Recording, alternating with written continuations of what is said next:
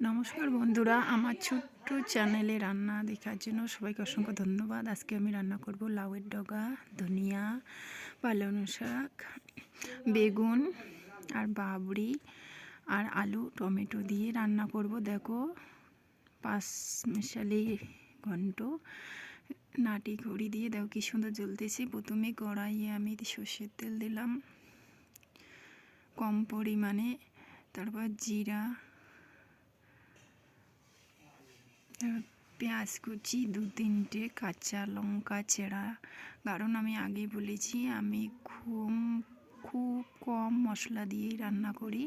ঘরে যা থাকে পেঁয়াজ, রসুন, মরিচ, জিরা এটুকু দিয়ে, আর একটু গরম মশলা পারলে ব্যবহার করি মাছ মাংসের ক্ষেত্রে। দেখো গোবর খড়িগুলো কত সুন্দর জ্বলে।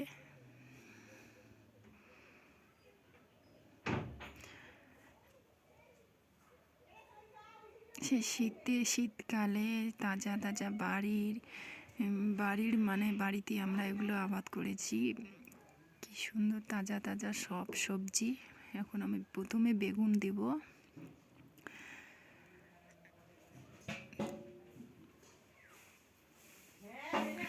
তোমরা ট্রাই করতে পারো বাড়িতে। আর এখন তো শীতকাল, পালং, লাউডগা, আলু, বেগুন, বাবড়ি, শাক, ধনেপাতা সবারই ফেভারিট। এই ঘন্টটা কিন্তু খুব ভালো লাগে খেতে। বেগুন আলু দিয়ে দিচ্ছি। দেখো আমার উনুনটা কত সুন্দর জ্বলতেছে। শুধু কিন্তু গোবর খড়ি আমরা নাটি খড়িও বলি, কারণ গোবরটা দিয়ে আমি সিন্ডার মধ্যে চিপে চিপে লাঠি খড়ি বলি, ওই জন্য লাঠির মতো বানাই। আমি আলু বেগুন দিয়ে নুন হলুদ দিয়ে নাড়াচাড়া করে ঢেকে রাখবো।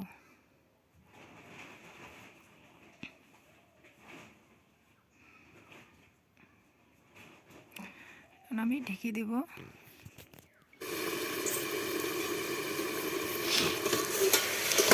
দেখো কি সুন্দর জল বেরোলো আলু আর বেগুনের মধ্যে। দেখো আলু আর বেগুনটা, তার মধ্যে আমি জিরা বাটা আর কাঁচা লঙ্কা বাটা দেখাতে পারলাম না, এটা দেখাচ্ছি। জিরা বাটা, কাঁচা লঙ্কা বাটা একসাথে আমি বেটে নিয়েছি। শুকনো লঙ্কা ব্যবহার করিনি, তাই রান্নাটা কালার হবে না। কারণ শাক পাতার ঘন্ট, তাই সবুজ সবুজ দেখতে ভালো লাগে। মশলা জিরা বাটা আর কাঁচা লঙ্কা বাটা ওটা একটু ভাজা ভাজা করে নেব, কষিয়ে নেব একটু। তারপর আমি লাউয়ের ডগাটা দিয়ে দিলাম। সব দেব, এক এক করে সবগুলো দিয়ে দেবো। এই যে বাবলি শাকটা দিলাম,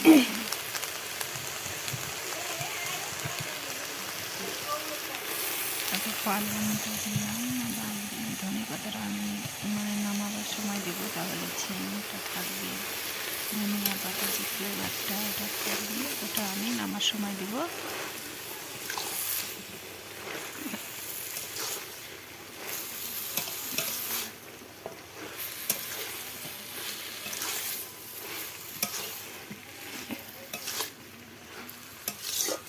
আমি এবার হালকা করে নাড়াচাড়া করে এখন ঢেকে দেবো। সবজিগুলো মানে একটু সেদ্ধ হবে, সেদ্ধর জন্য।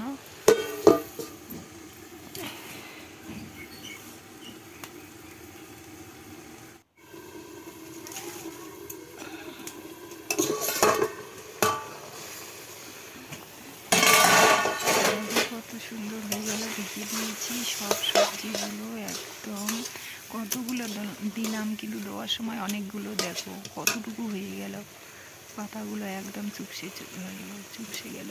এখন আমি ধনিয়া পাতা দিয়ে আর একটু নাড়াচাড়া করে ঝটপট, দেখো বন্ধুরা, কম মশলাপাতি দিয়েই আমি শাক পাতা দিয়ে একটু ঘন্ট তৈরি করলাম। তোমরা বাড়িতে ট্রাই করতে পারো। এখন তো শীতকাল, সবারই বাড়িতে আছে এরকম সবজি, গ্রামে যারা বাস করো তাজা তাজা সবজি।